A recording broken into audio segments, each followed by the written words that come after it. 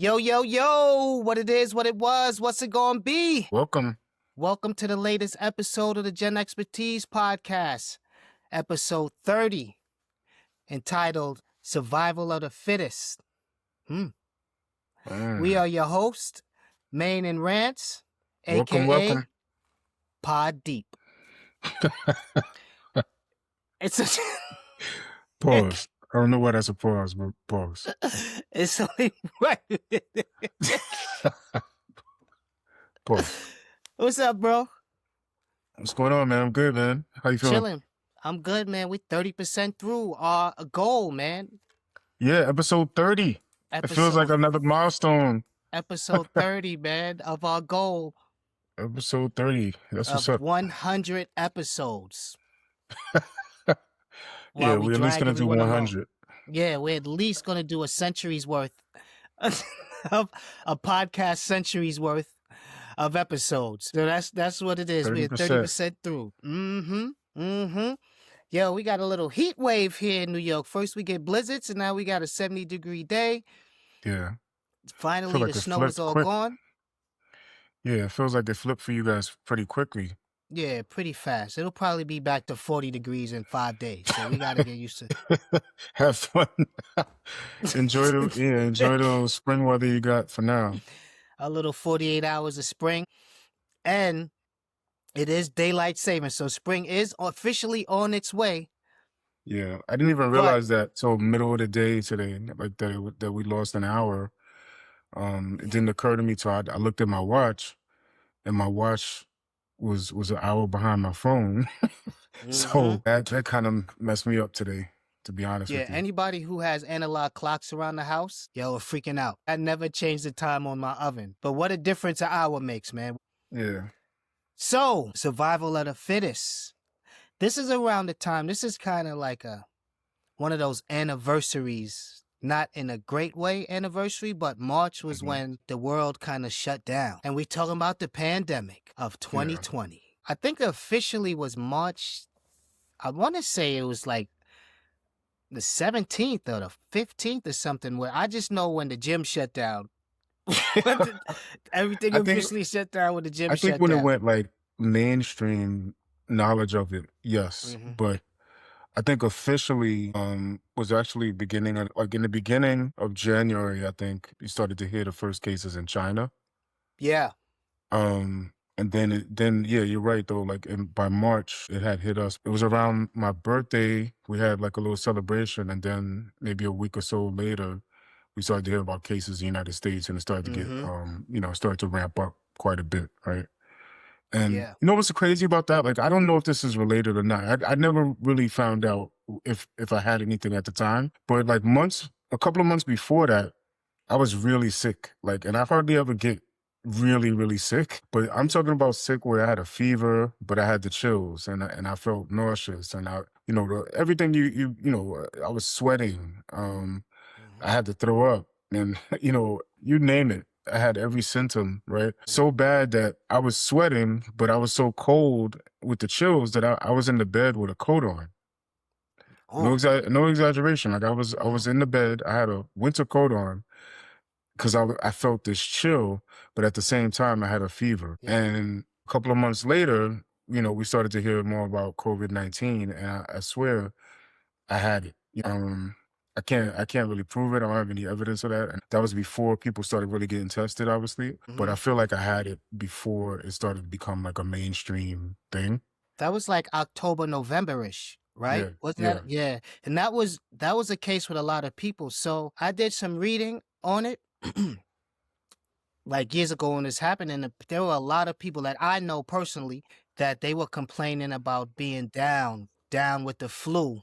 Yeah. In October and November, really bad. And I had read an article. I can't remember the name of the article, but they referenced that they believe that was the first remnants of it, like peaking its head. Right. But it was disguised as a really bad flu season. So they think that it actually got here that October, November. We started hearing about it in February because one of the cases who, I guess he was known as patient 0 here in New York, a gentleman, he got sick his neighbor got sick. He ended up being a good Samaritan, driving his neighbor to the hospital. His neighbor got COVID. He got COVID, and he came down in the city to work at his office. And that poor man is known as like agent, as patient zero. So we Mm, heard about this was like in February, but no one was really, we didn't think, no one thought it was going to become what it became. yeah.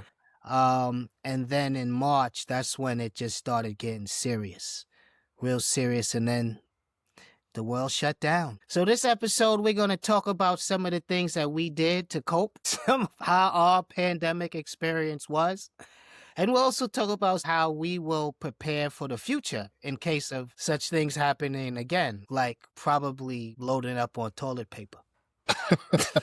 That was the other crazy Who thing. would have Like thought? yeah, when they Hmm. when kind of what I call the panic first started, right? Like the pandemic panic, Hmm. people seem to go out and buy up all the toilet paper, right? Yeah. And honestly, to this day, I don't I don't know quite why. understand that part, right? Hmm. Because I guess, and maybe this is part of growing up in the hood, Hmm. where you you run out of toilet paper, but there's Yeah. alternative means if when you run out of toilet paper, right? Like I don't feel like in an emergency situation like that, that toilet paper would be my first, Yo. my first thing that I would look for in that scenario, right? There's Yeah. so many other things to worry about when you're facing possibility of stores not having not getting goods that you need, right? Like, or if Hmm. there's a supply chain issue, toilet paper is just not, Yeah. you know, I just don't get it. Like I would get toilet paper, but I feel like there's so many other things that you need in an emergency where you feel like the supply chain is going to be disrupted and the stores are not going to have things. If you feel like the shelves are going to be empty, I would think that, non-perishable foods and water, Water. yeah, like, bottled or canned water, all the non-perishables, canned food, the dry beans and rice, and just things that you could hold on to for a while you're waiting for this to kind of blow over, so to speak. Hmm. But toilet paper is like down on the list. It's not. I'm not saying Yeah, it's it's not on, low on on the the totem shopping list, pole, yo. but it's Yeah. just it's not really number one on the list. You know. Hmm. So I didn't get that, and that seemed to be the number one item that people were panicking about. People just Yeah, all the toilet paper. that was nuts. Toilet paper turned into like gold bullion or something.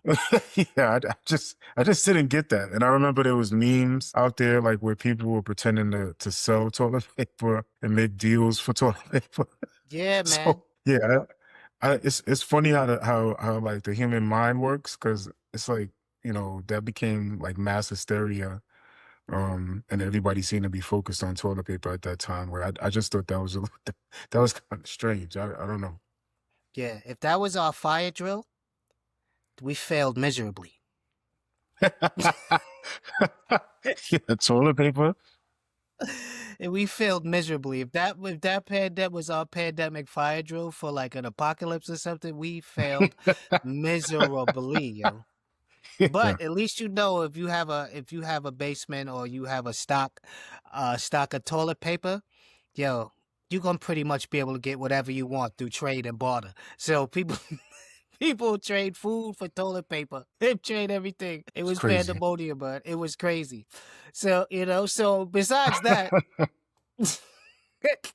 we were inside for what was it? It was at least a full year, right? Maybe a little longer. Like, It was about a full year, I think. yeah. Maybe a little longer. Honestly, I didn't double check like to see when this all ended. Maybe Mm-hmm. we could check that out real quick. I think the very, very start was 2019. Mm-hmm. Um, and then I think by like 2021 it was done. Yeah. The first vaccines were authorized in December of 2020. So Mm. by 2021, I think things were getting back to normal.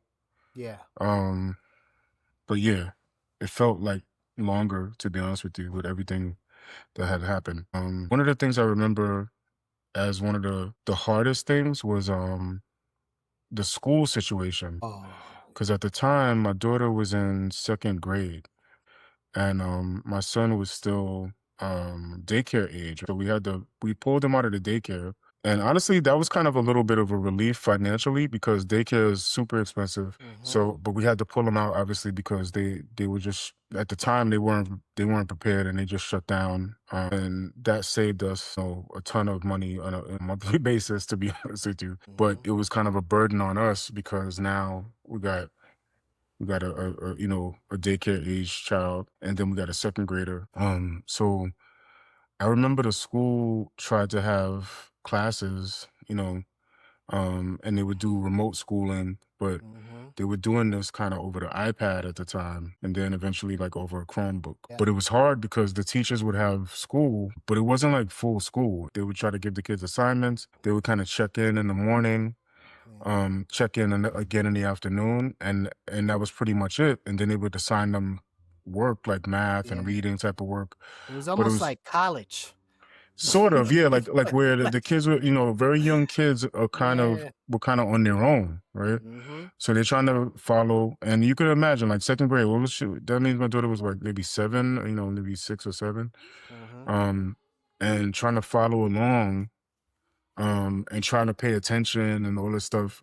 It was just kind of impossible, man. And then I remember we had to hire some help because my wife and I were both working full time. So we're working remotely, but we're working for like a serious corporation, right? Like Yeah. so everybody's working remotely, but the meetings are still going on, projects are still going on. Mhm. Everything's kind of moving along, not exactly the same as it was, but pretty much like, maybe at a little bit of a reduced pace, but the expectation is still that you're doing work, that you're Mhm. getting your stuff done, right? So with that said, it was just really difficult for us to be working full time and helping my daughter through remote school at such a young age. Obviously, nobody was prepared for this, but the teachers weren't really equipped with what they needed. I don't think the schools were really prepared for what happened. Right. Yeah. My daughter was Mhm. stressed out. She was like crying. She was really worried that she was gonna fail, and we were worried that she Mhm. wasn't really going to get what she needed for that grade. Would she have to repeat the grade? Like, were the kids even really learning anything? And I feel like Yeah. even to this day, there's still some residual effect of that. Right? We hear that from teachers, and we've heard that from the counselors that those kids that went through that are still Mhm. impacted by that in terms of not only the academics, but kind of the social emotional stuff, especially the really, really younger kids that were were um were small like during while this was happening. Um, they missed a lot of instruction in terms of like the social emotion, a lot of interactions that they Mhm. had, but at that age they didn't get. Yeah, that was crazy. My wife and I, we weren't Uh-huh. living together.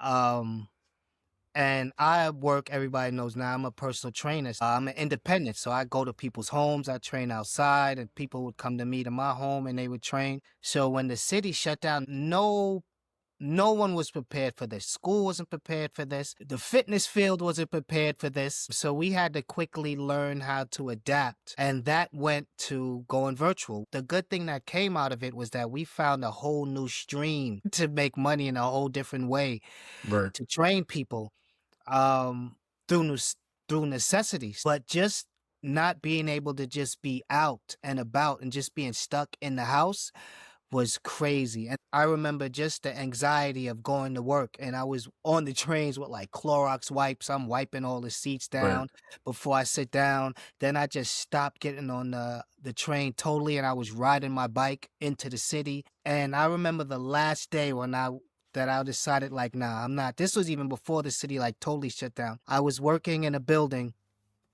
and I'm sitting in the lobby, and the doorman is there, and there's like 50 packages at the desk. So I'm sitting at the on the couch in the lobby. Thankfully it's a huge lobby in this building. It was like a hotel. So I'm sitting about at least a good 30 feet away from him. And he's just having like the worst coughing attack ever. Right? Yeah.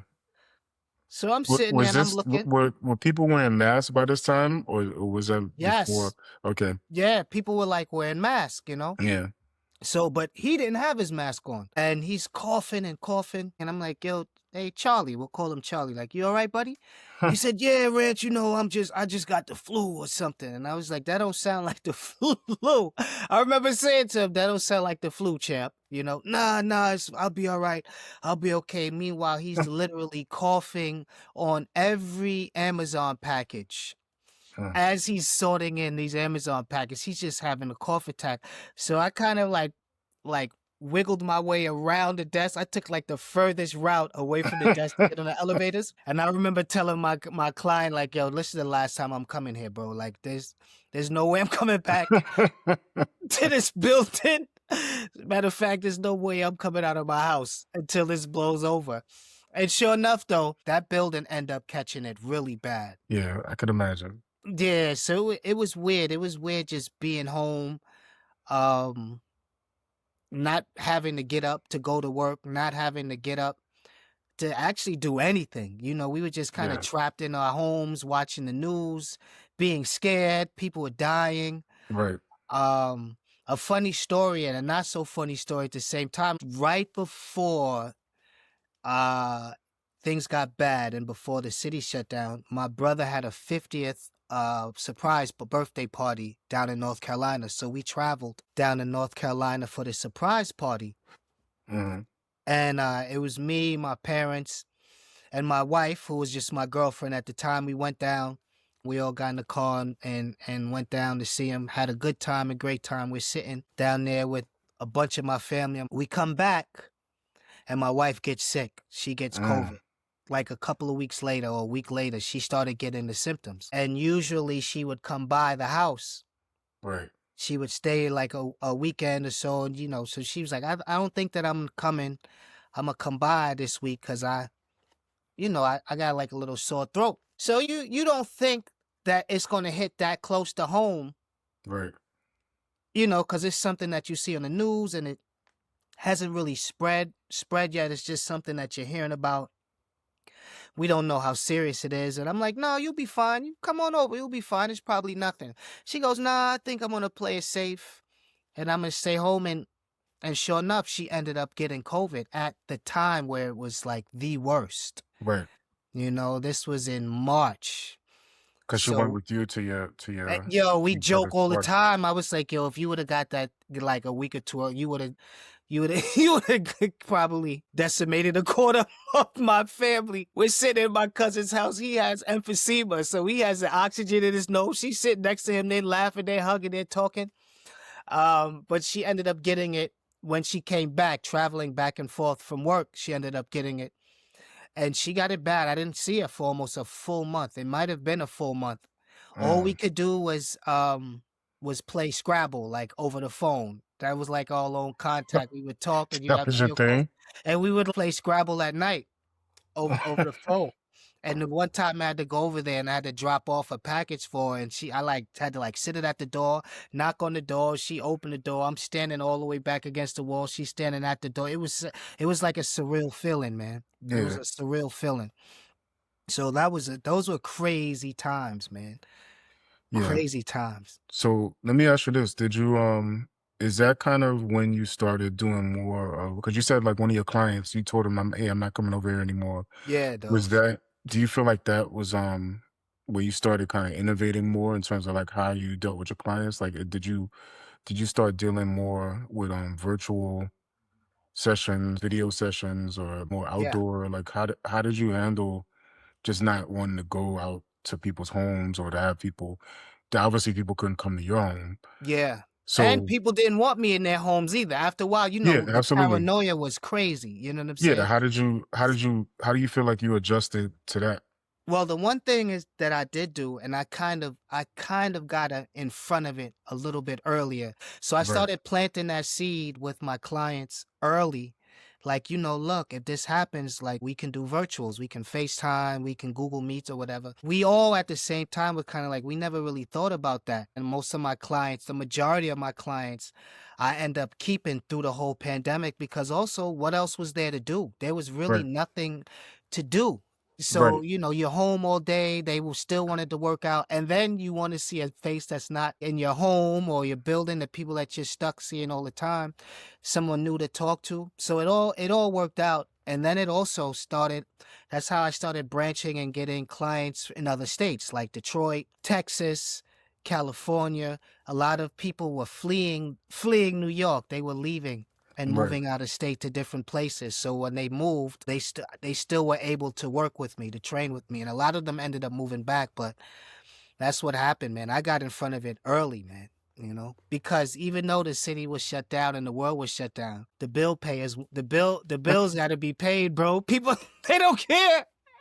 Yeah, no, it's like certain things didn't. Like I think That about didn't that. get shut down. Certain things did not get shut down. Certain things didn't stop. And like you said, like one of those things was the fact that you still getting bills on a monthly basis. Yeah, It seemed man. like there was no. I'm sure there was some relief to for Yeah, some people, but yeah, I felt like there wasn't a lot of relief offered during that yeah. time, right?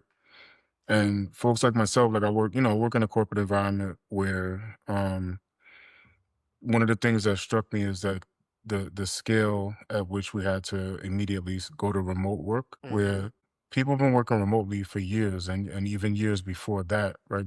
mhm, Before the pandemic. But the fact that suddenly everybody had to had to work from home mhm. was a big deal, right? And it kind of stretched the limits of the technology that we were using, like the video calling, all types of conferencing, like the Zooms and the Teams meetings and the WebExes and all that stuff. Yeah. Like that was one of the things that really was actually kind of impressive to me. Mhm. As a technology person, like I was really like, wow, we're actually doing this. Like everybody's working from home and everybody's still productive. That was the other thing. It felt like um in some strange ways, like obviously it's tragic, a lot of people died and it definitely was impactful, like psychologically, Mhm. but one of the things that I also noted, like in the midst of all of that, was like, wow, we're all able to be productive, and it was almost like we're in this situation, and we're proving that um the way we've been working, it's not absolutely required to be in an office, right? And even Yeah. to this day, like people kind of debate whether or not it's necessary for people to go into an office, Mhm. because so much time has passed. It's like some corporations are asking people to come back To come for back. 5 days a week. But I feel like we proved as a kind of a society that that's not completely necessary. And there's probably a number of reasons why the company wants people to come back, and like productivity they're claiming, but we proved that productivity remains either the Yeah. same or can even increase while people are out remotely, because they can kind of get their stuff done and not have to worry about certain things. They don't have the anxiety of having to commute, Yes. and then the time that they can save on, uh, attending a kid's event, or or attending to some errand that they need to. It kind of reduces that level of anxiety where you can focus on work. When it's time to focus on work, you could just focus and you don't have to worry about leaving early or how bad the commute's going to be or whatever the Mhm. case may be, right? That was one of the things I feel like the productivity that we were able to maintain or even raise, and then the fact that we kind of changed we changed kind of the meaning of going to work. Because like you said, it was strange at first. It took some adjustment, like not to have to wake up super early, hit the shower, get dressed. Mhm. I'm sure a lot of people were were in their meetings in pajamas, right? In a tie with pajama pants, a tie that is Yeah, like business on top, party on the bottom. Kermit the Frog slippers on the bottom. You know what I'm Yeah, saying? yeah. That was one of the things though. It took some adjustment, not only just to adjust to like the pacing of your life. Mhm. I think there's not enough said about that, like the pace of things, right? Just Yeah. slowed down a little bit because you were able to think. Like you could get up in the morning Mhm. and get some time to think before you signed in for work, right? And I think there's a lot to be said for that. But that was one of the things, man. Like there's a lot of Yeah. things that came out of that. Um, I still feel really horrible about the fact that so many people died during that Yes. time. And Mhm. we know Yeah. people that are actually in healthcare that can vouch that Yeah. it wasn't all just numbers being adjusted and or whatever the case Mhm. may be.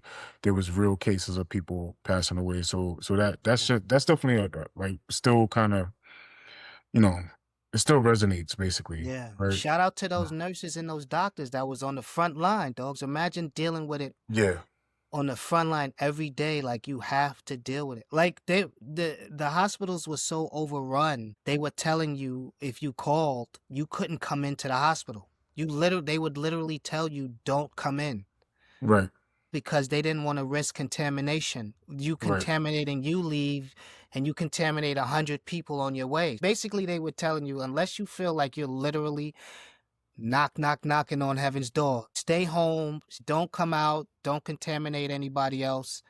So it was kind of surreal, and there was a lot of mornings too, man, where I just rolled out of bed and I had on pajama pants and a hoodie, son. I'm not even gonna lie, and I was and yeah, I was working, and I was able to stack. One of the positives that came out of it, kind of like with work wise, was that I got to sleep in a little, sleep in, get rest. I think everybody was probably the most well rested that they've ever been for the most part. You know what I'm saying? In yeah, regards of just being home. So I would right. be able to like work a bunch of sessions, no travel time. I didn't have to travel back and forth. I usually give myself an hour in between for travel, sometimes an hour and a half at most, depending on the locations that I have to get through throughout the day. But here it can just be back to back to back to back. I'm just sitting down, click, okay, click, click, click. Like you said, we found that there is a way to be more productive, not necessarily having to go into an office for Right, 6 or 7 or 8 or 9, even 10 hours, when you right. probably spend 5 of those hours searching Amazon and buying stuff anyway. Well, not me, but You know what I'm saying? And yeah, not you. You know what I mean? So, but there's a way they try to get people back to work because they're paying rent on these buildings, these empty buildings. yeah, yeah, definitely that. You know, And, so that and the was, other thing, so with that, like, I don't want to like kind of demonize corporations for having people come back because mm-hmm, a couple of points that were made to me about that, and I'll keep this quick, but aside from the fact that the corporations are paying for the spaces, right? Like mm-hmm, there is something to be said for like the responsibility of a company that's in a certain area to kind of be a good neighbor, so to speak. So yeah, and if I want to just be clear about this because sometimes I say that and people don't understand exactly what I mean, right? So let's say you have a big company, like you have Rants Incorporated, and it's a big building for Rants Incorporated that sits in the middle of the city, right? mm-hmm, Now, everybody goes home, they don't come back for a few months. Now, what happens is that Rants Incorporated with the big building sitting in the middle of the city it's not the only building in the city, right? It what surrounds that is a bunch of small businesses. Like so you have a coffee shop, right? That might maybe everybody from Rants Incorporated goes to that coffee shop in the morning or they go mm-hmm, for their midday break. They're gonna go to the coffee shop and get a pastry or something, coffee. Now, there might be it might be a tailor or something that people drop off their clothes or cleaners, people drop off their clothes before they go into Rance Incorporated to start their day for work. It mm-hmm, might be a restaurant that people go to after they leave work sometimes for dinner. They'll leave Rance Incorporated and go across the street to a restaurant, right?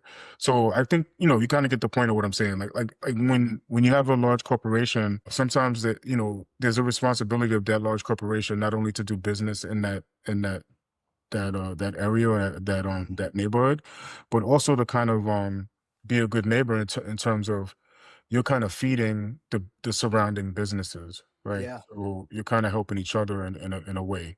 yeah, So that's one of the things that was brought to my attention that if everybody were to stay home, it would literally shut down all of the surrounding businesses, especially in the big companies where you have thousands of employees that should be mm-hmm, in those buildings or typically would be in those buildings suddenly not showing up to work. Um, mm-hmm, but that's just one aspect. I don't know if yeah, everybody considers that aspect of things, and yeah, I'm definitely a proponent of working from home. Don't get me wrong, but yes. I just want to give that kind of alternative perspective that there is a reason why Yeah. it's It's a helpful. symbiotic relationship Sort of, yeah, yeah. with the area, like everybody within, let's say, even a 10-block radius. Right. And especially when you're at a smaller town, if you're in a state that doesn't have a high occupancy rate, and you have a big corporation that's in their downtown, so to speak. Yeah. People are starting their businesses around them. Literally, they go up, and then everybody is strategically placing themselves around them Right. so that they can funnel off business off of the people that are there every day. Right. it's two sides of every coin. Yeah, and You I know what just I'm want to saying? offer that You alternative can't perspective make a because, like, bacon, egg, and cheese at home, you you know what I can, mean? but you can't. Virtually, and sell it virtually. But you can't. Yeah, we Until can't sell it you virtually. can't say But you can't like, yo, watch me make a bacon, egg, and cheese, son. What you want at it? Whip it up, you know what I'm saying? But that but it's funny you mentioned that too, because the yeah. other aspect of what I saw or what I observed in the pandemic is that kind of like the proliferation of gig work, right? Like Mhm. where the delivery services started to explode, obviously. Like when Yes. you think about like DoorDash and Uber Grubhub, Eats, Uber Grubhub, Eats. Postmates, stuff like Mhm. that, Instacart, Yeah. all of those services, because people became really leery about going out to stores and being in any sort of crowd. So supply chain kind of stabilized, so to speak, and things were back on the shelves. It felt like people still didn't want to be out, obviously putting themselves in danger by going out shopping all the time. Yes. So gig work became extremely important. They became pretty much like part of that, the essential workers, they say. I feel like the gig workers were also part of that essential workforce, right? Like where you really needed people to come and deliver stuff. The contactless delivery became like the big thing, like where just leave it at my door and ring the bell and go Mhm. away was kind of like the MO, right? Where Yeah. that became a big deal during the pandemic too. So thank goodness for them. 'Cause, Yeah. that really blew up, and I feel like that's something that as a result, it didn't really go away, so that and it might have lessened to a certain extent, but I feel like people got used to certain things, like, people got used to working from home, and people got used to somebody delivering. Ordering everything. Yeah, pretty much ordering everything, like, Amazon all the way to a Burger sandwich, King right? Yeah, and yeah, exactly. McDonald's. From an Amazon package to a burger, people kinda got used to things coming to them, right? Rather Yeah. than having to go out and get it, right? You can even So that was send one of the things. Yeah, you can even send now, because it before the pandemic, it was basically just Uber, but they really took advantage. They have Uber Eats, and now you can literally send anything through an Uber. If you want to send an envelope to somebody, you can use Uber as a mail carrier.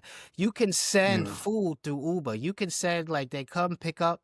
You yeah, could put a plate of food in the back seat. They'll take it to anywhere that you need to be. So it also it did create a lot of jobs for people that may not have even thought about getting a side hustle or a second job or even just a regular job and doing these things. So, and it also brought to light that, everybody that some people look down on these, what they deem a menial job until you need food. And then yeah, they become more important than you realize. So, yeah. you kind of have a newfound appreciation for your delivery person. It definitely gave perspective to, like, to jobs that we don't think of as super important when times are normal. Mhm. But in that time, like I said, like all of a sudden certain folks became essential workers, quote unquote, right? Like, Yes. and that was really important. It kind of put things in perspective as to like what is really important in a society, right? Like, is it Mhm. is it people working in an office on projects that kind of bolster the corporation, so to speak, or is it the people that are collecting your garbage? Is it the people that are going to deliver your food? Mhm. Is it people that are just kind of running those errands that you need run that require like kind of a little bit of face to face, so to speak. Yes. So I think it put things in perspective in a lot of ways, right? Like not just that, but I feel like a lot of things got put into perspective during the pandemic. Like we'll get into that a little more too, but just like what's important, Yeah. like your idea of what is actually important, what is essential, not just essential workers, but what's Mhm. essential to life. Like, Yeah. you had a chance to kind of sit down, like you were saying before, you had a chance to rest. And when you have a chance to rest, you have a chance to think. And when you have time to think, you have that moment to reflect of like, hey, or a lot of moments to reflect in this case of like what's actually important. And that became like your family, your health, obviously, Mhm. your loved ones, and there was a certain period where you didn't know when this was going to end. So Yeah. you start really thinking like, wow, what's How really long are we gonna be how one how long are we going to be doing this? Like, because I'm sure people got cabin fever and people started getting, Yes. getting kind of Mhm. desperate and all sorts of like things run through your mind, and it leads to like, like I'm sure people had like symptoms of depression and anxiety and all that stuff too. Mhm. But but I think what also was happening is that people were kind of getting a sense of what really mattered to them, your Yeah. family, not so much the job, but in your career, but really your family, your loved ones, your health became something that was foremost on your mind, because you had nothing else to do for a while. Yeah. Yeah. So what are some of the things that you did during the pandemic, you and your family, to cope? Um, Obviously, we spent a lot of time together. We would do things like, we would cook together. One really kind of strange thing I did, I ordered cacao pods from, and this is really random. I know this is really left field. People are going to be like, what is Maine talking about now? But Actually, probably not, because I think our audience knows you kind of well enough now. anybody new To, to the show, they're gonna be like, yeah, get anybody used to new, this. get used to this. Yeah. So I'm going to say something random almost every episode, but like this.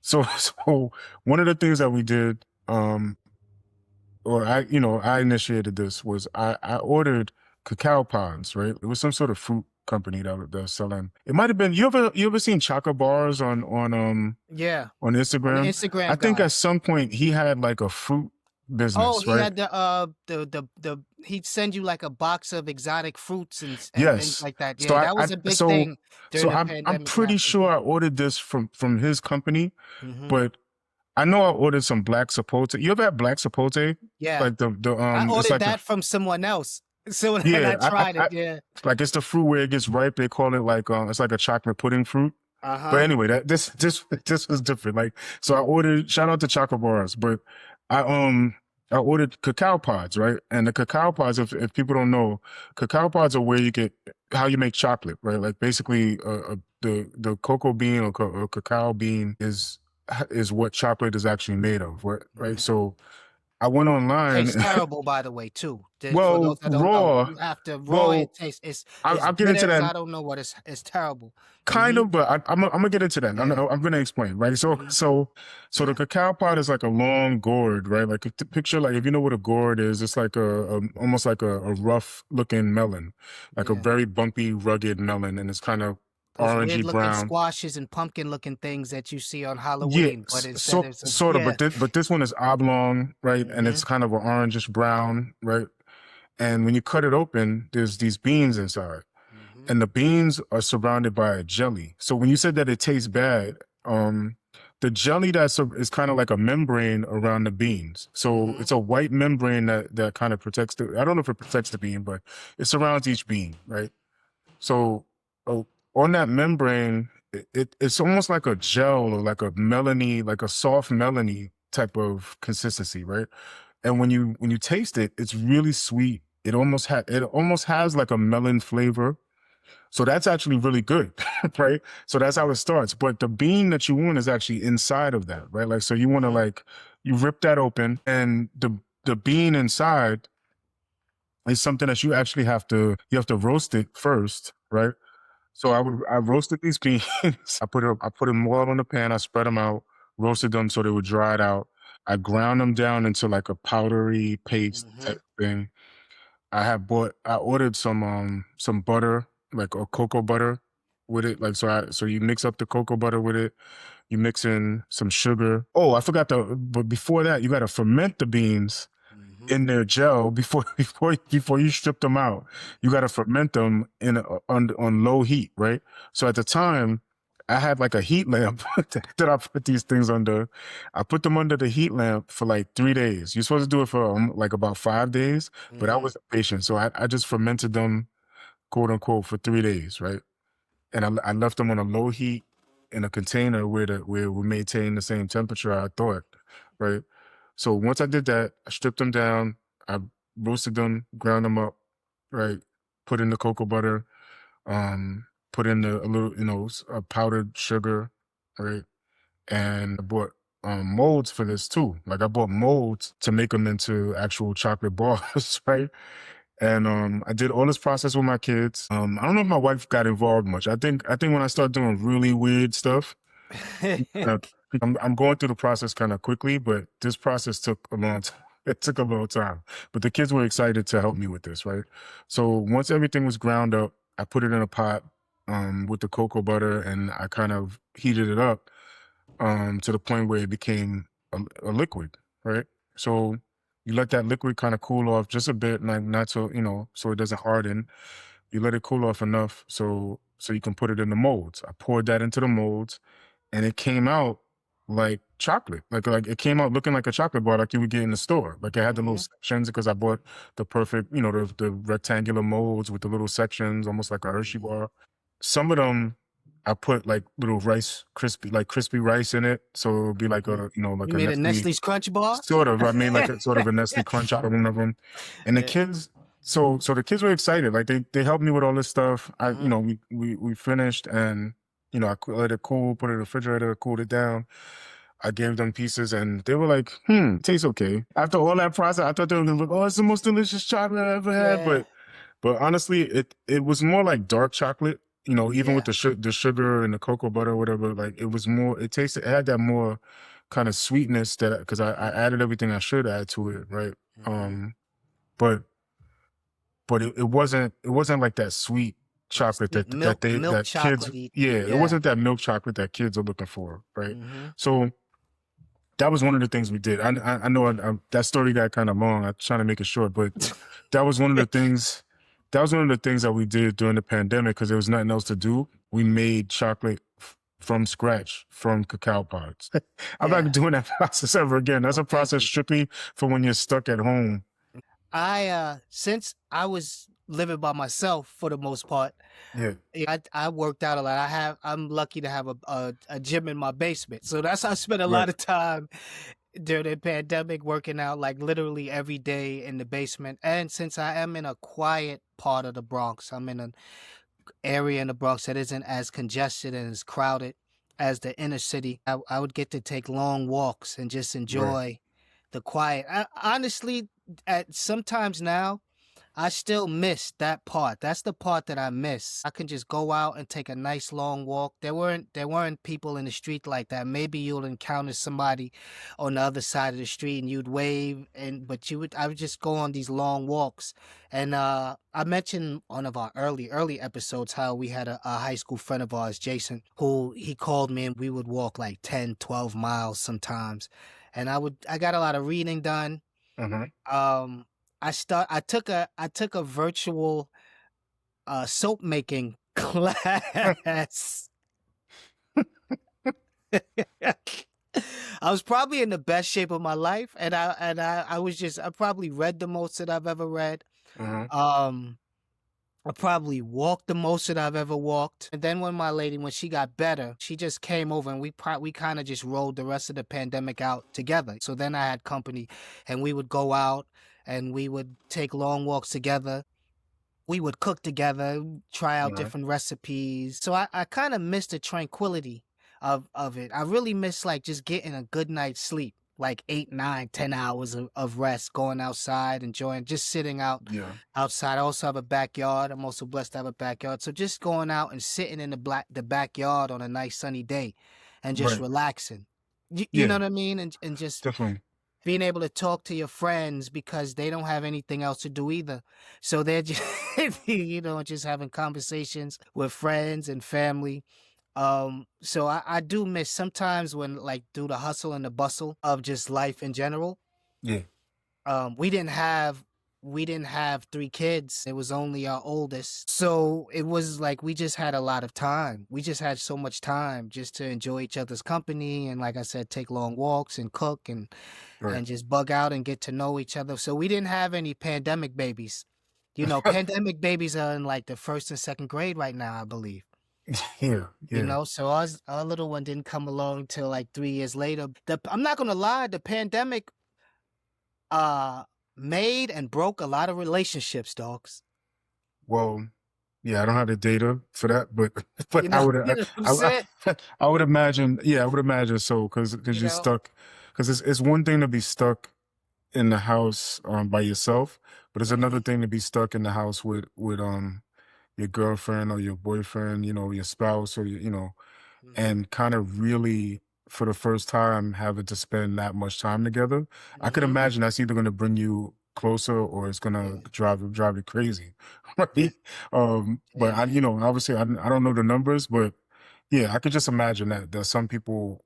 probably found it kind of challenging to be in the same place for that long period of time, like because people are usually getting a break, right? Like, or Mhm. what they would consider, maybe even what they didn't even think of as a break, right? But if you're not used to spending that type of time with your family or your spouse or your significant other, when you get to go to work, that's kind of a break, right? Like you get to go to Mhm. work for a few hours, you come back, you get a chance to miss each other, you get a chance to kind of like interact with other people and kind of change the way you're thinking for a little while. And when you come back, you've had a chance to miss this person for the whole day, and now you're coming back together, you have something to talk about. But if day after day nothing's really happening either, Yeah, man. where all you have to do is kind of feed on each other, so to speak, in terms of like Mhm. your mental stimulation, and there's nothing to even talk about because nothing new happened today. Yeah, Because it's like Groundhog Day. yeah, neither one of you went out. You just been Mhm. here. You just been sitting looking at each other all day. Mhm. I could imagine that would take its toll. Like, I mean, with us, we're fortunate enough. We got a backyard. Yeah, We kind of got space enough to kind of enough get out of each other's space. way. Mhm. That helps a lot. Like, cause I remember telling somebody like, cause I grew up in an apartment, right? Like, Yes. and this is another aspect that I thought about during the pandemic. And I was like, what if I was living here with my wife and kids in a small apartment? How would this affect us, in terms of our relationship, in terms of like our ability to kind of tolerate each other over a long period of time, but we can't really go anywhere? How would this impact us if we're in an apartment rather than our house? Because, like you said, like I could go in the basement, I could go outside the backyard, and we could Mhm. kind of give each other a little space when we need to. We could come back together when we're ready. But Yeah. if we do start to get on each other's nerves, we could always go outside in the backyard, and you kind of I always used to say like, hey, when you're in an apartment, right? Say you have an argument with your spouse, right? And I guess this is going a little bit on a tangent, but let's say you get into an argument with your spouse, your significant other, right? You're in a small apartment. Now, the only way for you to kind of relieve that tension sometimes is maybe to leave, you think, right? Mhm. But then once you leave, you left. You know, like that's a big deal. Like walking out Yeah. and say you're the person like and your girlfriend or your wife leaves because you got into an argument. She left. And Yeah. and it's like even that hurts. That's a big deal to just walk out, right? Mhm. But if you're not in an apartment and you're in a house and you have a basement or you have a backyard or you have like a couple of rooms, where you Mhm. can move around, Yeah. you could leave without leaving. And I, and I always thought to myself, that's kind of a blessing, and it's kind of a lesson in how economics plays a part in people's relationships too, right? Because Mhm. even something like that, I don't think everybody considers that if I can go into the garage and work on something, I left, but I didn't leave. If that Yeah. makes sense, right? Like, like Yeah. I left the situation and I left the argument, but I didn't leave, And right? if you I'm look still outside, they'll see you sitting, exactly. pacing the yard or something like. Exactly. Like I can go in the backyard, I can go in the garage, I can go in the basement, and I can leave without leaving. Mhm. Yeah. So I thought that was something that occurred to me definitely during the pandemic, is that we could kind of get space from each other without Mhm. walking out, you know, and that becomes like a really significant difference. Yeah, I'm sorry man. if that went off on I know that went off on a little Nah, it bit of was a tangent, it's but a it was a very strange time. Do you know what I yeah. mean? Hopefully, and like I said, if that was our fire drill, we probably failed miserably. So hopefully we. But Vince, like I think not only was it a fire drill, but I think like you brought up a lot of good points, man. Like Mhm. where it was a chance to kind of like reset in for some people. Yeah. So Mhm. if you were fortunate enough not to really go through the tragedy of it, like in terms of like losing loved ones or Mhm. you yourself getting really, really sick, you were kind of blessed in a sense that one, you didn't go through that. And then two, you did get a chance to kind of reflect and think about, like I said before, like what is really important to you. Like it gave you Yeah. a chance to sit your behind down Yeah. and not be so busy. You had no excuse not Yeah. to focus on what it is that makes you you in a sense, right? If that makes sense, right? Like you were saying, like you got a chance to work out. You were in the best shape of your life. You connected with one of our brothers and went on walks all the time. You Mhm. connected probably with your girlfriend in a way that you wouldn't have otherwise because y'all got Yeah. to ride out the rest of the pandemic together, you Mhm. say, right? Yeah. You learned how to make soap. A lot of people, I mean, it sounds funny enough, Yeah, right? it sounds funny, But but it remember, I don't know if you remember, but the big thing I think was for some people, they were learning how to make sourdough bread, right? mhm. People were going online. This started a whole nother like economic opportunity for people. Yeah. Like teaching people how to do stuff online became a big deal too. Not only the gig work, there was DJs that got really popular Oh, see, during pandemic. Remember D Nice was D having Nice. the what was it called? Um, What was it? every night, I know he would go on, would he go on every night But at it was 8 p.m. or called something? He something. called it something. I can't I remember cannot. exactly what he called it. I feel ashamed that I can't remember what D Yeah, Nice but called but this yo, he his saved the DJ culture. sessions. D Yeah, Nice saved the culture with that a little bit. I don't You know if know? it was like Oh, Club COVID or what. club. I think it was club. Uh. Oh, not pandemic, not COVID. It was club. When you hunker in, when you're the word I'm losing the word, yo. It'll come to me. I can't remember. I can't remember, but he did a good thing for the culture, son. Versus Yeah, came out. Versus came out. Versus came out during that Hmm. time where I think it was Club Quarantine. I think. Club I Quarantine. It think he was. called it. I I I think it. think I'm pretty sure. I'm pretty sure. Like Yeah. if we're wrong, I'm Yeah. 99% Someone will sure it's tell the us. Club Yeah. Quarantine. Yeah. So but like you said, the verses came out as a result of that, where artists weren't going on tour, obviously, because they couldn't. They started battling each other virtually or coming together in any way that they could to start to Hmm. play their records and see, just a celebration of their careers and how many records they had, and they would kind of have a friendly competition, going battling each other, or going record for record, right? And that was a source of entertainment for people that were Hmm. otherwise kind of just stuck at home. The So comedians. stuff like, but The yeah, stuff like skits. that, the Yeah. skits, and then yeah, that's the other thing. Like what social media turned into as a result of COVID as well. Like people doing the dances and people Yeah. doing skits and memes and all types of things. Like where we kind of had a chance to relate to each other in a different way, right? Yeah. Which also sprung out like a different economic opportunity for people because people started going viral for that. Yeah. People started showing their talents in a Yeah. way that I'm not sure they would have otherwise. So that's an interesting thing, man. As you mentioned that the comedians Yeah. and like the memes and all that stuff, the TikToks and all that stuff, like TikToks and all that I stuff. feel like that took off really because people were captive audience sitting at home. But yeah, bottom line is that you It had a was good. captive audience, it kind of brought out The the best. It creativity. actually brought out the.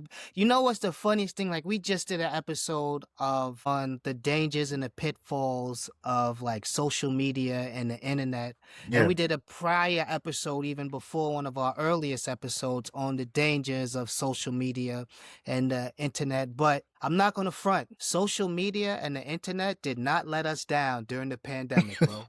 Yeah, If you think I about it, like honestly, it yeah, held us down. We held each other down during the pandemic. That was like yeah, humans became humans virtually during the pandemic with the fact yeah. like let's just like entertain each other. You know what I'm Yeah, saying? Like we let's just have a communicated in a whole different way, yeah. man. It speaks to a lot of different things, man. Like it speaks to our nature. It speaks to Mhm. our innovations, the way technology impacted us, the way technology had a positive effect. It speaks to Mhm. like kind of our potential, man. Like Yeah, man. when you think about it, like I don't want to overstate it, but it feels like that was a big deal in terms of our human potential, right? Like our Mhm. ability to kind of be compassionate with each other, our ability to relate to each other, Yeah.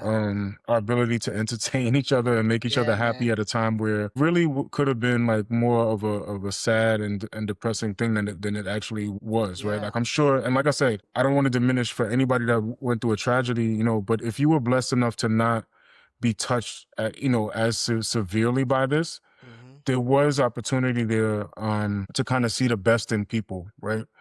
Um, yeah, it's just an interesting thing, and I know that this is like multifaceted and it's more complicated than even we're saying because somebody could argue that it brought out the worst in us because there was also like this split that happened between like, you know, people wearing masks and people that didn't want to wear masks. Yes. People had to stand, like, if you did have to go out and stand on the line, you were forced to kind of like stand 6 feet away from each other. Mm-hmm. Children had to wear masks once they did start to go Go in back back to into the school and schools back and into the yeah. back into places where they had to be. But yeah, like you said, like social media Yo, held us definitely, down, son. yeah, it definitely helped I'm out. not gonna front. It definitely lifted my spirits in times where I felt like, damn, man, like this, when is this gonna end? Yeah. It came at the right time. Like you started to Yes. connect, you know? It's what it should have been. And one of the things that also came out of me being quarantined, so to speak, I watched a lot of YouTube, bro. And a whole lot. I'm That's sure. like the most YouTube I've ever watched in my life. To the point, like I'm even sure. now, I still watch more YouTube than I would like. You know what I'm saying? But people talk to me and they always say, "Why are you working out so hard? Why?" And I always joke with them. I say, "I'm training for the zombie apocalypse." But Hmm, I got something for you. hmm. Do you know what contingency plan, aka con plan 8888 is? I do not. Oh, bro, it's actually a plan for the zombie apocalypse, son. And this is real deal Holyfield said. You can look this up and you can find it. So, Con Plan 8888, the zombie apocalypse. It's a military, these are military files. So they're unclassified now. Military files where it started out as like a teaching tool for military planners and the think tanks.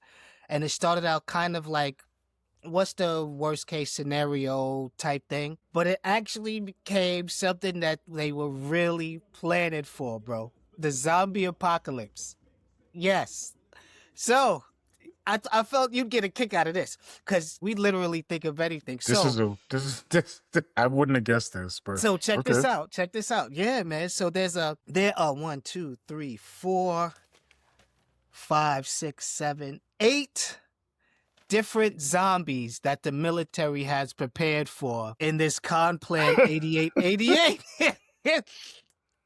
So we have the PZ, right? Which is the pathogenic zombies, which are the zombies like I Am Legend. People become zombies by way of a virus. I think in I Am Legend, they found a cure for cancer and end up turning the world like into like these vampire zombie looking things. You have the RZ, the radiation zombies, the extreme radiation exposure. People that are infected and they turn into zombies. This is the funny one. They have the EMZ, the evil magical zombies. Now, mind you, this is true. This is all true. If you go on the internet and Google, you will find this all to be factual. So you have the EMZ, the evil magical zombies, the zombies created by an evil occult force. Now, think of a bunch of military people, bunch of lab coats and stuff sitting in a think tank, thinking of all these worst case scenarios. You have the space zombies, the zombies that originate from outer space or created by a toxic Earth environment from an alien source. You have the weaponized zombie, which are lab developed zombies used as military weapons from a foreign adversary. You have the symbiotic induced zombies, which is like Venom. If anybody's seen the movie Venom. And you have the vegetarian zombies. And these are the zombies that don't feed on people, but they eat vegetation. So the problem with them is like they're like locusts. So you got to worry about them eating all your crops and all your vegetables and things like that. And the chicken zombie, Huh. which is actually a real thing.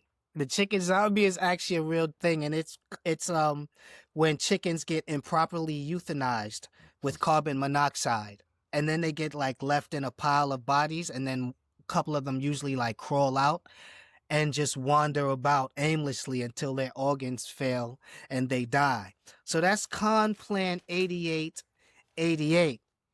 And they also have phases too. Yeah, they also have phases. There's a phase 0, which is where they shape the environment, and that's like they give the military a heads up. This is what's going on, and they put boots on the ground so they can monitor the spread. And they have a phase one, which is the deterrence to stop anyone from aiding. So if you get like these militarized groups, like these little pocket groups, these cults that they want to go in and they want to try to like infect the world, they stop them. And you have the seize the initiative where all hands are on deck, and they're called in all phases. So everybody, retirees, um ex-military, if you have any type of military service, if you're in the reserves, anything, you get called back into active duty. And then they have the planned attacks, which is the phase three. Phase four is the stabilization, where they look for survivors. They look for survivors and they look for pockets of zombies to eradicate. And then finally phase five is normalization, where you get back to normal and you start rebuilding the world and rebuilding your country. This is crazy, man. This is a real thing that I looked up, that I found, that I remembered when I was thinking about this episode, that I found on YouTube. There's Con Plan 8888 about the zombie apocalypse. This is pretty crazy, It is insane, yo. and I know that there's books about this, but I didn't know the government had a plan for this. But Yo, I know there's that there's books literally a about plan. how to survive the zombie apocalypse. So there's actually books about that. Yeah, and funny you should say that. So one of the things in the plan is that since there's like nowhere, this is, if something like this actually happened, it would be the first of the first, right? So there's no like real record or research on it, like how we handle it No before. precedent. No precedents. So you know what the plan is to gain knowledge of it? From movies and books. This is true. This is all facts, yo. But Movies and but books. but even Research. that but even that's kind of ridiculous, right? Because of It the fact is. that those books and movies are fiction, you know. Yeah. Yeah. You know what There's I'm the saying? only zombie that there is like a real zombie though, right? Like there's one that I know of where there's a fungus. The voodoo? It's there's actually a fungus, right, that takes over. I think it takes over like a snail, right? Oh, like the Um, cordyceps mushroom. And yeah, the cordyceps yeah, mushroom. it's the cordyceps mushroom with So ants and so snails and stuff like right, that. they can take over a snail and they cause a snail to. They basically take over the ant or the snail and cause Mm-hmm. them to keep moving even though they're dead, right? Like Aimlessly. Yeah, they just wander around and aimlessly. but they also do that so they can attract birds. Mm-hmm. They attract predators, right? So this mushroom or this cordyceps will take over, let's say a snail, right, or Mm-hmm. some sort of other bug, and in the snail it starts to pulsate, and it's kind of a colorful pulsating in the antenna of the snail. And Mm-hmm. I'm using the word antenna loosely because I'm not sure what you call those little things that stick out of the On the snail's head? out of the snail's head. I'm saying antenna, but I'm not sure. You know, anybody could correct us if this is the wrong word, to wrong terms to use. But it basically pulsates, right? And it's colorful and it attracts birds. The birds come, snatch up the snail, and they poop all over the place, right? And they actually spread this cordyceps or this fungus, right? Mm-hmm. And this is how the fungus proliferates, right? Like it's actually like kind of just a natural genetic mandate, you know, for Mm-hmm. this thing to take over these animals, or like a snail or a Mm-hmm. bug, cause itself to be eaten and then cause itself to be pooped back out Yeah. so it can spread even more, right?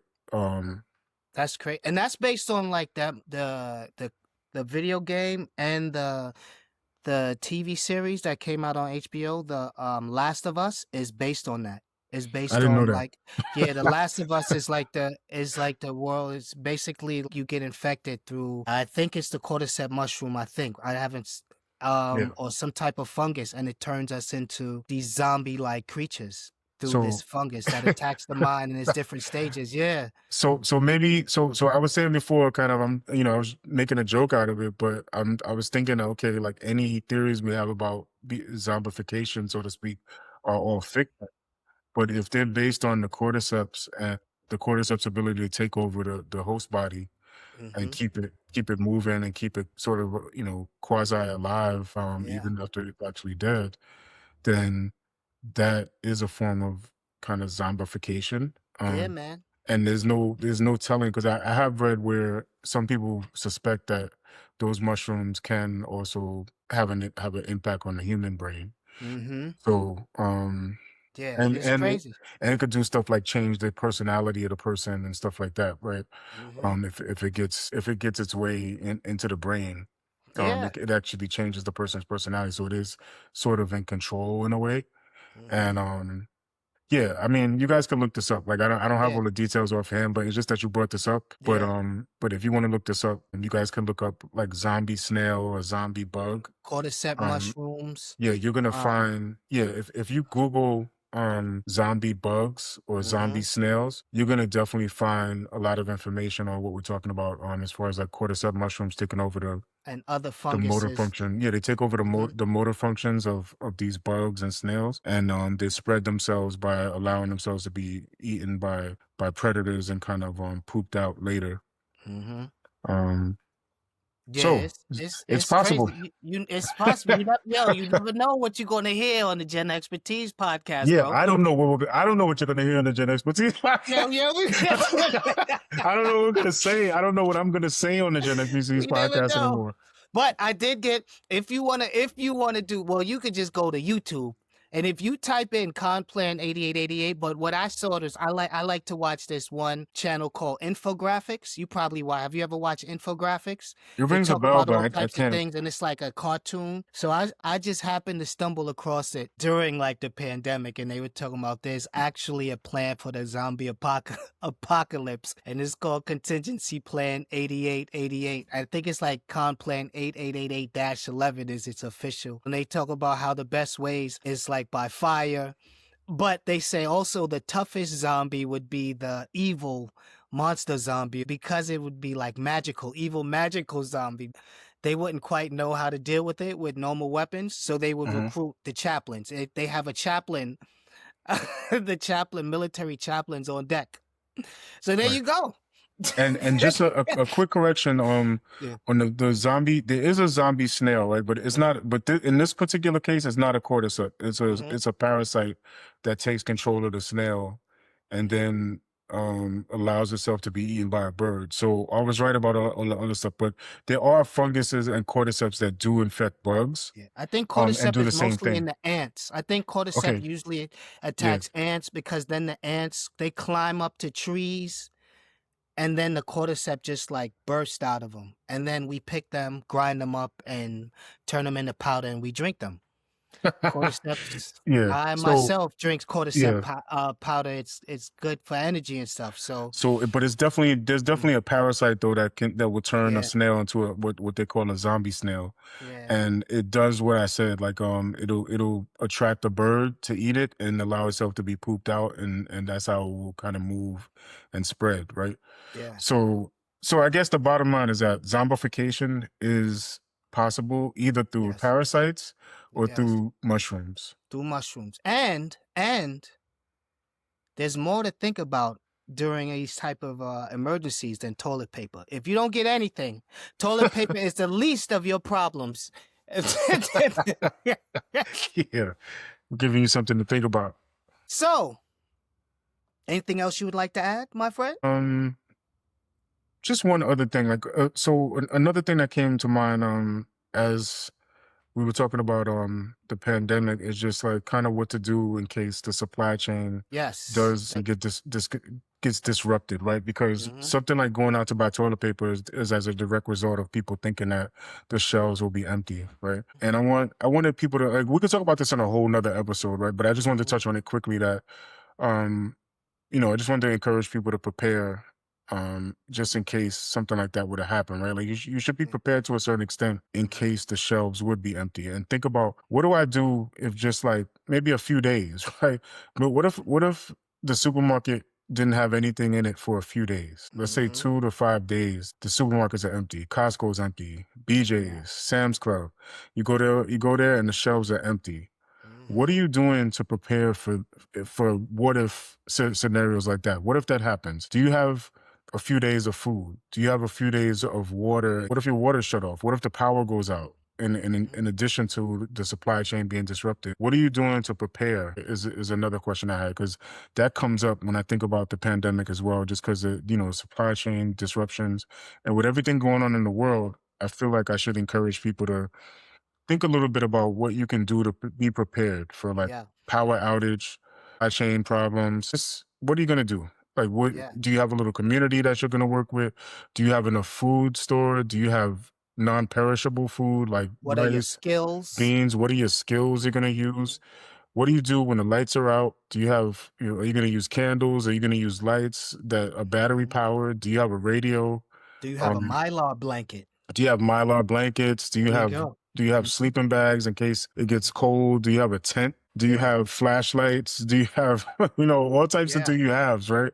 There's a Mhm. lot of do you haves, and there's probably a list that you can get on if you looked up another thing you could just Google preppers and what preppers think you should get, right? Like there's a lot of influencers that are preppers online. There's a lot of answers that you can get from a simple Google search, like I said, for Mhm. how to prep for supply chain disruption or something like that. But that's another thing that comes to mind, right? And I just want to encourage people to think about that a little bit, especially in times like this when it's very possible that we could have some sort of supply chain disruption. Yeah. So you want to think about how are you going to fortify your own home, fortify your own family situation in case something like that was to happen. But I won't get too deep into it because I know we're wrapping Yeah. up. But this could be a whole nother episode on Yeah. what you need in case of in case you got to go Yeah. 5 days without a supermarket having anything in it. Preparation discourages chaos. Yeah. That's what someone once told me. Preparation discourages chaos. So think about that. Even if you just buy like 1 can of beans a day for a week or so, just Right. stockpile. You know what I mean? It doesn't if you think about it, it doesn't even really take much. Do you Yeah, know it what I'm just saying? takes a So little it's bit of thought mhm. and like you said, like just buy a little something here and there, like Yeah. just cut the budget on something else Yeah. and start thinking about how you would make sure that your own household is kind of fortified against an Mhm. emergency, right? Yeah. How would you make a fire? Just the smallest of Right. small things. How will you cook if you Yeah. have no electricity? Do you Little have propane yeah, burners do you and have stuff. You just propane burners? Do you have mhm. sterno cans? And do you know how to use a Do you know how to propane burner? That's do you just know as how to use a important. propane burner? Yeah. Do you guys have matches? Do you have Yeah. like there's so many things before I started really Waterproof thinking about this, matches. like yeah, so many Mhm. things that I didn't think of Mhm. until I started kind of looking into, hey, am I really prepared in case there's an emergency? Mhm. Just simple things, man, like matches and lighters. I bought glow sticks in case the flashlights don't work for some reason, or in case Yeah. there's a malfunction. A glow stick will last for 12 hours. So you could get a cheap package of glow sticks on Amazon and you got yourself a little light for in case of emergency, right? Mhm. You might be stuck on the road and something like that will come in handy, right? Yeah. Like you said, Mylar blankets. Mhm. Do you have water? Mhm. Do you know Just how to filter water? do you know how to filter water? Do you know how to treat Mhm. water in Yeah. case you have to, right? In case something Yeah. happens and the water's not getting properly treated and filtrated. If you had to store some water, would you be able to filter it or treat it and make it Mhm. drinkable again? Right. Um, Yeah. I know we're going into like a little These bit are of all the extreme these are here, all but the yeah. these is yeah. This is what you would call podcast foreshadowing, so to speak. Right. We'll come back to this episode. We'll tell you we told you so, and we tried to tell you a little something in episode Yeah. 30. You know, somewhere in the Yeah. future we'll call back to this one. But yeah, Yeah. So before we leave, I want to give some shout outs, a few shout outs.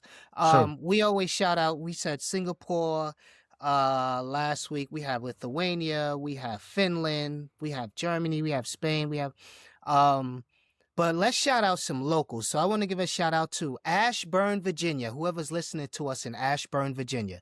Mm, You know, Memphis and Nashville, Tennessee. I think I know who those. I think I know who though. I think that's the Flowers Gang. These people I know that. I think that's them. But if that's not them, if that is them, shout out to you. If it's not, shout out to you anyway. Council Bluffs, Iowa. I mm. know we don't know anybody in Council Bluffs, Iowa, bro. Um, I in don't think South so. Milwaukee, Wisconsin. So shout out to you guys for listening to us and supporting us. Oh, and shout out to a friend of mine, Miss Morgan. She's always supporting us. So shout out to you guys. We keeping it local this week. This concludes episode 30 of the Gen Expertise podcast. Shout out to our now day 30s, our day ones, and everyone in between. And as usual, and as always, shout out to our day one. You know who you are. This been real. You know, this was a subject that I didn't even think to touch on. Do you know what I mean? Like we talk about so much, but we're always trying to think of things that people don't expect to hear from us. So there you go. You know? And shout out to our YouTube subscribers out there. I think Yes. we're up to, I don't know how many views exactly, but I think we're up to like 15 subscribers. Oh, we got 15 subscribers. Yeah, so shout out to our subscribers on YouTube. Our YouTube day ones. I encourage everybody, if you're listening to us, if you follow us on any social media, if you're following us on your podcast service of choice, please go out there and subscribe on the YouTube as well. It helps a lot because now we're putting out the video versions of these podcasts. So please go out there and subscribe. You'll be helping us quite a bit. Yeah. And make sure you especially watch this because I'm actually shaved in this episode. I'm not usually shaved, but I'm clean. You know? Yeah, and I wore my jazzy Wu-Tang t-shirt. So, You know? so watch us on YouTube. I'm dressing up for this. And for those 15 subscribers and for those people that are watching us on YouTube, thank you. Salute. We appreciate you. Salute. Absolutely. We always appreciate everybody. We're never going to stop saying how much we appreciate everybody who supports us and listens to us because you don't have to. Absolutely. To be honest. And, you know. Thank you. As we always say, you know what, right, man? Since we are prolific. That's right.